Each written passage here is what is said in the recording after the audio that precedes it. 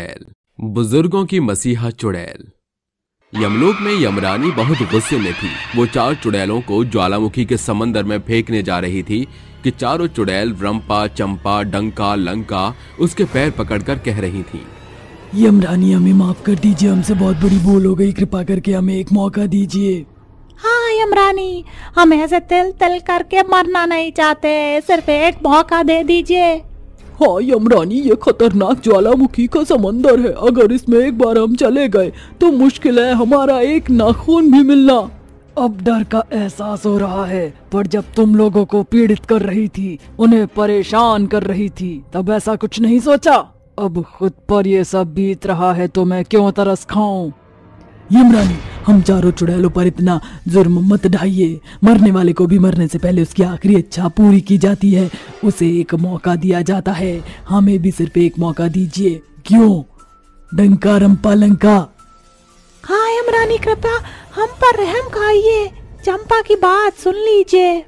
चारों चुड़ैल यमरानी के आगे गिड़गिड़ा रही थी। तभी वो उन्हें कहती है, ठीक है, तुम इतना कहती हो तो मैं तुम्हें एक मौका देती हूँ। इसमें तुम्हें धरती लोक पर जाकर बुजुर्गों का मसीहा बनना पड़ेगा, उनकी सारी तकलीफों को खत्म करना पड़ेगा, उनकी हर चीज माननी होगी, जो उन्हें चाहिए होगा वो तुम दोगी, उन्हें सारी सुविधा। पर यदि तुमने उनसे घृणा, ईर्ष्या या अपमान किया तो ये तो सिर्फ ज्वालामुखी का समंदर है जहाँ तुम्हें फेंका जा रहा था। सजा इससे भी ज्यादा बड़ी होगी, सजाए मौत। ये तो तुम जानती ही हो ना, जहाँ न मर सकोगी ना जी सकोगी। ये क्या, धरती लोक पर जाकर हमें बुजुर्गों की सेवा करनी पड़ेगी? हे भगवान, उनका दिमाग तो सटियाया हुआ होता है, हम कैसे काम करेंगे अब? और ये सब हो जाएगा, तिल तिल कर मरने से तो अच्छा हम धरती लोक पर जाकर सेवा कर ले, कम से कम इसी यमरानी से तो बचेंगे। हाँ, डंका बिल्कुल ठीक कहती है। आपस में क्या खुसर पुसर कर रही हो? तो बताओ, क्या सोचा तुमने? मरना चाहोगे या बुजुर्गों की मसीहा बनोगी? ऑप्शन बी यमरानी जी, हम धरती लोक पर जाकर बुजुर्गों की मसीहा बनेंगे और आपको कोई शिकायत का मौका नहीं देंगे। परफेक्ट, तो जाओ, खड़ी खड़ी मेरा मुंह क्या देख रही हो? धरती पर जाओ, 1 महीने का टाइम है तुम पर, और याद रखना मेरी नजर हर वक्त तुम चारों पर ही है। जी जी जी यमरानी जी। तभी चारों चुड़ैल अपने हाथ क्रॉस करके आंख बंद करके धरती लोक पर पहुंच जाती हैं, जहां वो गाय के तबेले में होती हैं और कहती हैं, आए आए, ये हमने कहाँ लैंड किया है? बड़ी गंदी सी बदबू आ रही है। हाँ यार, मुझे तो गोबर जैसी बदबू आ रही है।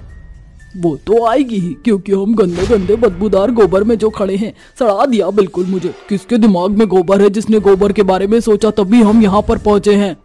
मैं तो नहीं हूँ। मैं भी नहीं हूँ।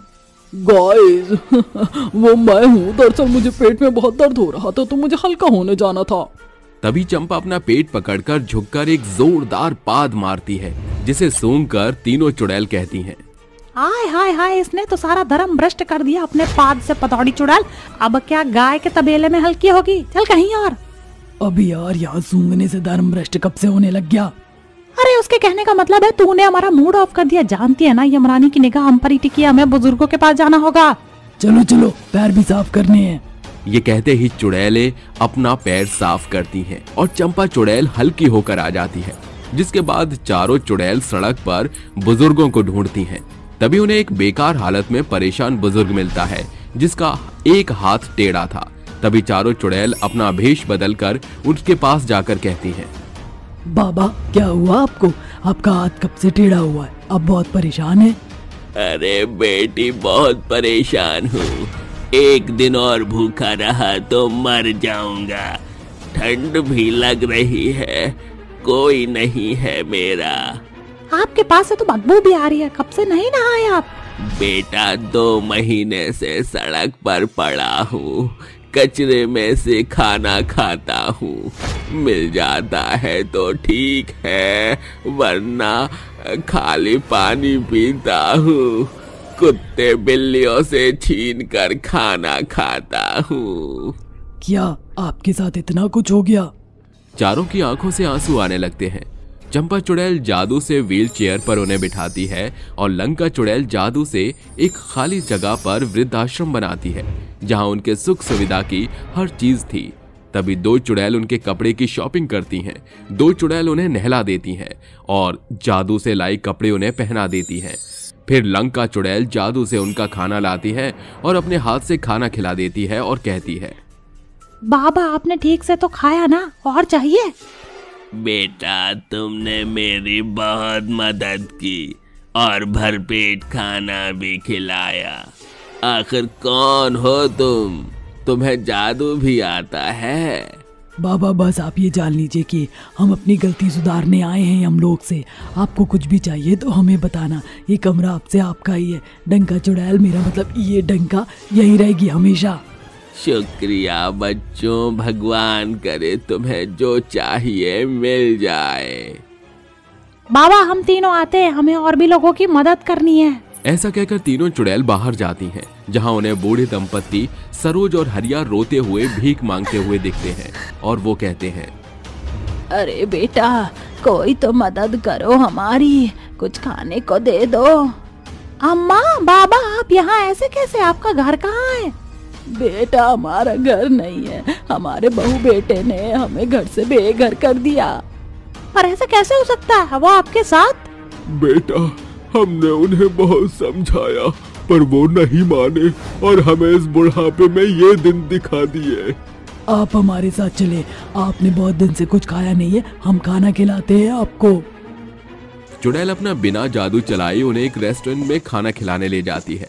जब वो खाने पर पागलों की तरह टूट पड़ते हैं और खाने लगते हैं, उनकी बेबसी देखकर चुड़ैलों का दिल पसीज जाता है।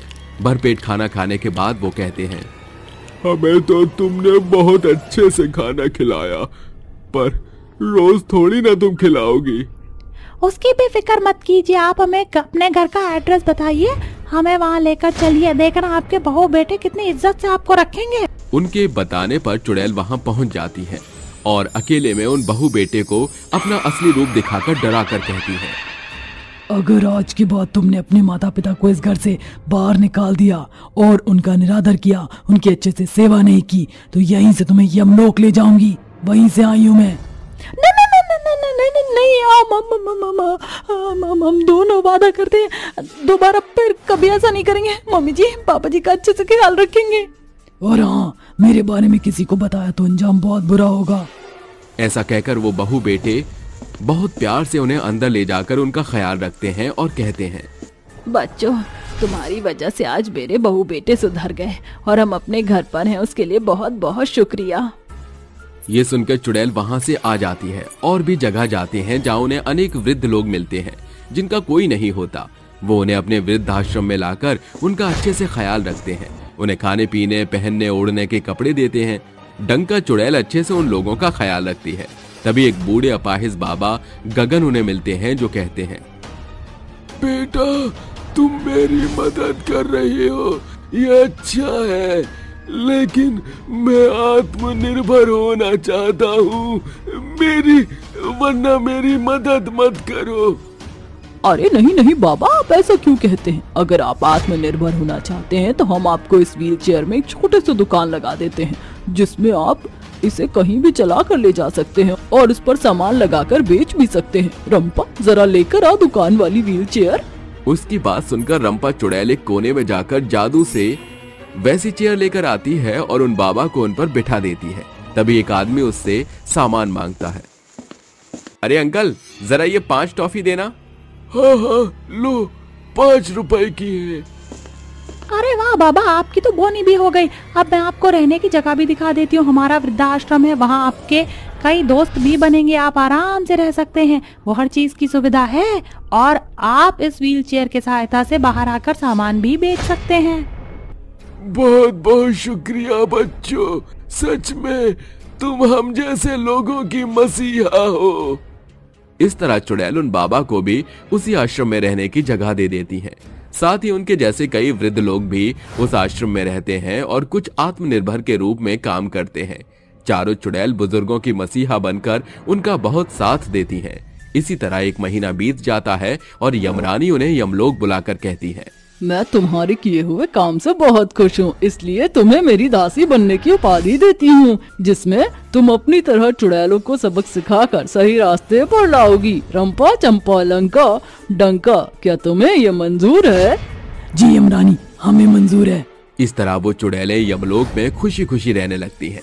साथ ही चारों चुड़ैल धरती लोक पर बार बार वृद्ध लोगों की सेवा करने जाती थी।